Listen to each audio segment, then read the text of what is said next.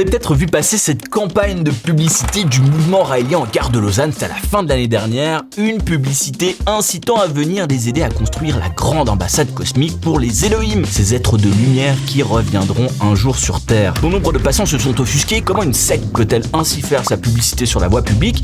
Eh bien parce qu'en Suisse, les raéliens ne sont pas une secte. D'ailleurs, au sens de la loi, les sectes, ça n'existe pas. On parle de dérive sectaire. Pourquoi il fallait clarifier ça pour vous avec un explainer? C'est quoi? Puis pour quel public?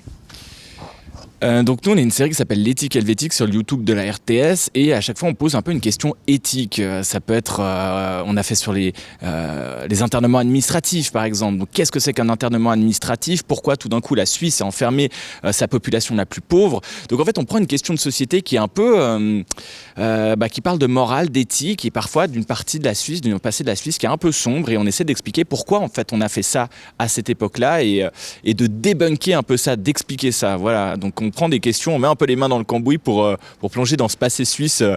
On a un pays qui est très beau, c'est le meilleur pays du monde, c'est le plus beau cocorico, mais parfois on a fait des choses où on peut se demander la morale des gens, l'éthique des gens autour de ces sujets. Cette jeunesse, en fait, elle rompt avec l'ancien monde, et donc avec les églises traditionnelles de leurs parents, et ils vont développer d'autres spiritualités, des spiritualités qui prônent un éveil intérieur pour réenchanter la société. Ces contre-cultures, elles s'alimentent des croyances sous influences assez diverses, ça va du New Age au néo-paganisme, donc on se réapproprie plein de trucs, des croyances ancestrales, antiques, celtiques parfois, on refait des cultes à Odin, à des dieux grecs, ça va dans tous les sens, il y a de la sorcellerie, du néo-druidisme, et puis beaucoup les croyances orientales, souvent grosse hype des hindous à l'époque. Vous arrivez à quelle conclusion? Pourquoi les Suisses sont fans de gourous? Alors faut regarder la vidéo parce que justement on explique ça en 26 minutes, j'arriverai pas à vous le faire en 10 secondes, mais il y a plusieurs choses. Il y a plusieurs choses, on a besoin de spiritualité, on a besoin de croire en quelque chose. Parfois, on n'est pas d'accord, on est en rupture politique avec la société, on veut plus d'écologie, on a peur de la fin du monde, on veut des groupes qui pensent différemment, on en a marre de la société dans laquelle on vit. Donc on est attiré par d'autres formes, par d'autres croyances, par d'autres spiritualités, ce qui est très bien. Et parfois il y en a qui abusent de ça. Donc la Suisse ne fait pas exception. On a eu l'Ordre du Temple solaire, on a eu Jean-Michel et son équipe, on a eu différents groupes comme ça avec des dérives sectaires.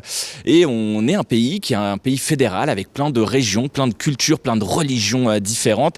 Et ça permet de faire éclore plein de croyances différentes et aussi du coup plein de dérives différentes. Si je devais vous le faire de manière très courte. Et maintenant il y a Internet, donc c'est encore autre chose. Alors faut bien comprendre qu'à l'époque, c'est pas péjoratif le terme secte. Secte, ça signifie simplement un petit mouvement religieux ou spirituel dissocié des grandes églises. Et d'ailleurs, plusieurs grandes religions actuelles, à l'origine, furent des sectes issues de religions plus anciennes et déjà bien implantées. Ainsi, le christianisme, en fait, s'est d'abord développé comme une évolution au sein du judaïsme. Mais bon, si la plupart des mouvements sont chill, on va surtout retenir ceux qui ont été sujets à controverse, comme la scientologie ou le mouvement raélien. Pour les plus sordides, on citera le Temple du Peuple. Se sentant coincé par les autorités, le terrible révérend Jim Jones servira une louche de cyanure à chacun de ses fidèles. 914 corps sont retrouvés au milieu de la forêt du Guyana. Oui, alors on parle du Temple solaire parce que c'est une des dérives sectaires les plus violentes qui s'est passée même à travers le monde. Donc ça s'est passé en Suisse et c'est vraiment quelque chose qui a marqué parce qu'il y a eu beaucoup de morts. Il y en a eu aussi au Québec, il y en a eu en France, il y en a eu en Suisse. Donc c'est très marquant lors du Temple solaire. Puis moi j'ai remarqué quand on a fait cette vidéo, en fait il y a des jeunes, pour nous c'est assez ok le Temple solaire, on en a entendu parler, on ne sait pas forcément les détails de l'histoire. Et je me suis rendu compte que parfois les plus jeunes générations ne connaissaient pas du tout l'histoire du Temple solaire. Et ça m'a marqué quand on a fait cet explainer. Et donc on a re-raconté cette histoire en version très short and sweet. Mais c'est vrai que parfois les jeunes générations n'ont pas forcément entendu parler du Temple solaire. Si on a été dans les années 90, 80, on est de cette génération-là, on a encore entendu. Mais ceux qui sont nés en 2010... ou en 2000 plutôt, c'est vrai que le Temple solaire peut-être ça leur parle moins quoi. Mesdames et messieurs, bonjour. Incroyable carnage dans les cantons de Fribourg et du Valais. 44 cadavres ont été découverts ce matin en 2 endroits différents. 23 cadavres dans une ferme incendiée située à l'écart du village de Chéry dans le canton de Fribourg. Un peu plus tard, la police découvrait 21 cadavres dans 2 chalets, également incendiés dans le hameau de Grange au-dessus de Martigny en Valais. Il est de plus en plus vraisemblable qu'il s'agisse là d'un suicide collectif des membres d'une secte appelée l'Ordre du Temple du Soleil. On voit qu'il y a beaucoup de recherches, vous refaites tout l'historique du fondateur de la secte, plus les gens qui l'ont aidé. Vraiment essayer de comprendre quand même ce qui a poussé tous ces gens à se suicider dans une peur de fin du monde. Ouais, alors ça tourne pas qu'autour du temple solaire, c'est plutôt sur cette emprise, sur ces dérives sectaires. Tout d'un coup, comment un mouvement religieux, spirituel, fait des dérives et souvent avec un gourou, un leader charismatique. Donc c'est pas propre au temple solaire, mais effectivement c'est là où il y a la plus grande dérive. On explique un peu différents courants. Et merci de dire que c'est fouillé. Effectivement, j'espère que j'ai bien travaillé sur cette thématique. On a fait ça en tout relire par le CIC, le Centre intercantonal de croyances, et le sociologue des religions Yann Fanti, parce que moi je suis pas un expert des religions, je suis journaliste et il faut évidemment des professionnels, des experts qui relisent tout ça. Et on a essayé de creuser pour faire 26 minutes assez denses et que les gens aient fini la vidéo et aient compris quand même ces notions assez compliquées, quoi. Les résidents abandonnent tout à la secte. Leur fortune, leur vie privée, leur énergie. Et ils suivent à la lettre des principes de vie draconiens. Nous aimons la vie, on la cultive de jour en jour. Le domaine du Sacré-Cœur, c'est beaucoup plus qu'une vie saine. Le domaine du Sacré-Cœur, c'est un art de vivre, un endroit à découvrir. Bon, nous, chaque vidéo a une thématique différente. Sur cette vidéo-là, l'idée, c'est d'expliquer une notion pour que les gens comprennent une notion parfois un peu complexe. C'est pas un message, je dirais pas que c'est un message de prévention, c'est plutôt de dire... essayer de débunker un peu ce qui se passe, notamment sur Internet. Aujourd'hui, on a eu la crise Covid. Il y a des tas de gens qui sont improvisés spécialistes de tout et de rien. Et de dire, peut-être oui, effectivement, regardez, c'est pas nouveau, c'est leader charismatique, ça existe depuis très longtemps. Et parfois c'est bien, parfois c'est pas bien. Et souvent, c'est la nuance de gris. Et puis, qu'est-ce qui se cache derrière? Et puis, quels sont nos ressorts personnels qui fait qu'on a envie d'embarquer dans ces histoires?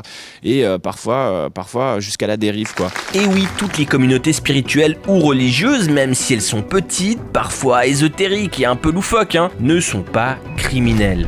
Et m'a indiqué que moi-même je serais un surhomme, en fait, mélange entre un homme oiseau et un homme loup.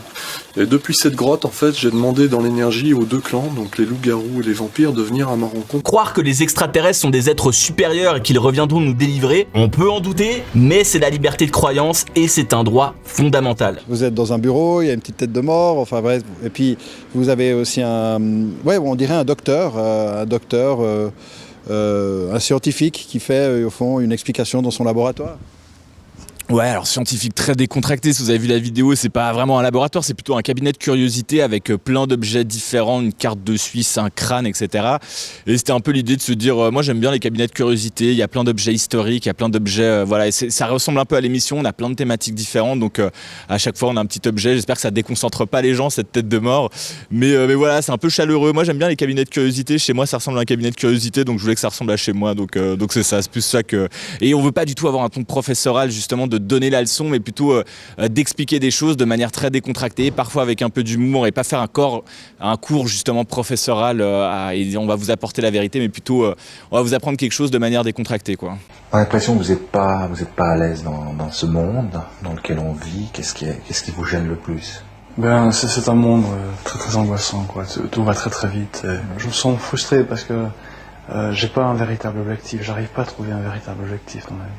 Et puis c'est un monde qui a tellement changé, qui est en changement perpétuel. Il y a toutes les grandes traditions, les grandes valeurs morales ont disparu.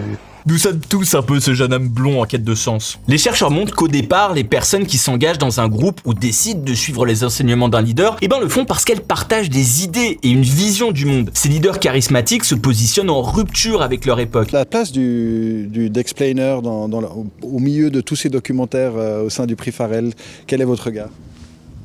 Oui, pour moi c'est un peu différent parce que un documentaire, on va suivre des gens, on va raconter des histoires, on va suivre des personnes, on va aller sur le terrain. L'explainer, en tout cas les formats qu'on a vus au prix Farrell, on est plus soit face à une caméra, en intérieur, en studio, soit avec de l'animation.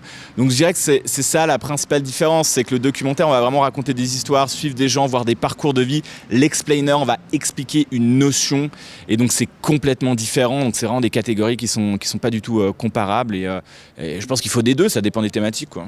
Aujourd'hui, quand on regarde ces images des nouveaux mouvements religieux, ça nous paraît un peu exotique, et pourtant pas grand-chose chose à changer. Alors certes, on a moins tendance à s'isoler en communauté, à se raser le crâne en faisant le poirier pour un bol de lentilles, déjà parce qu'on a internet, mais les aspirations au changement sont les mêmes. Et les mots MAUX sont aussi les mêmes. Perte de sens, stress, burn-out, société de consommation, guerre, crise environnementale, rien n'est réglé, tout semble même exacerbé. Qu'est-ce qu'un bon explainer ? Bon, c'est compliqué de se dire ce qu'est un bon explainer parce qu'un explainer, bon déjà c'est un anglicisme, qu'est-ce que ça veut vraiment dire ? C'est une vidéo explicative, on explain, on explique. Et puis il y en a qui font 2 minutes. Et il y en a qui font 30 minutes, même 1 heure. Donc en fait, c'est très large. Il y en a qui sont avec du motion design, de l'animation, comme on dit, ou il y en a, c'est du fast cam. Donc en fait, ça peut être très variable. Qu'est-ce qu'un bon explainer ? C'est compliqué à dire, donc, parce que c'est très variable, il y a des formes très différentes. Moi, je dirais que c'est un format où on comprend. On nous explique quelque chose, et puis à la fin de la vidéo, on a compris quelque chose sur un petit ou un grand sujet, un sujet plutôt simple ou plutôt complexe. Donc c'est un sujet où on va cliquer, on voit la thématique. Nous, c'était pourquoi les Suisses sont fous des gourous. On regarde la vidéo et on comprend justement toutes ces dérives sectaires depuis les années 60 jusqu'à nos jours. Dans ce contexte, depuis quelques années, s'est développé le marché du bien-être et de la psychologie positive, développement personnel, médecine alternative. Les chiffres varient, mais ce qu'on sait, c'est que ça rapporte une fortune au niveau mondial, de la quicheta en masse, comme disent les Québécois marocains. Ça va de la méditation aux cristaux guérisseurs en passant par des séances de coach de vie, des experts en développement personnel qui ont souvent le même message, trouve la vérité au fond de toi, change ta vie, sois maître de ton destin, ton éveil intérieur réenchantera le monde. C'est le même slogan depuis 70 ans. Sauf que avant on voulait quand même changer la société, maintenant on veut plus que changer nous-mêmes quoi. Bravo l'individualisme. En fait, en Suisse, on peut croire ce qu'on veut. Il n'y a pas, croire que les extraterrestres existent et reviendront. C'est une croyance. Et heureusement qu'on a cette liberté de croyance quelque part. Et après, il ne faut pas que ça tombe dans des dérives avec des leaders charismatiques qui, par exemple, nous extorquent de l'argent.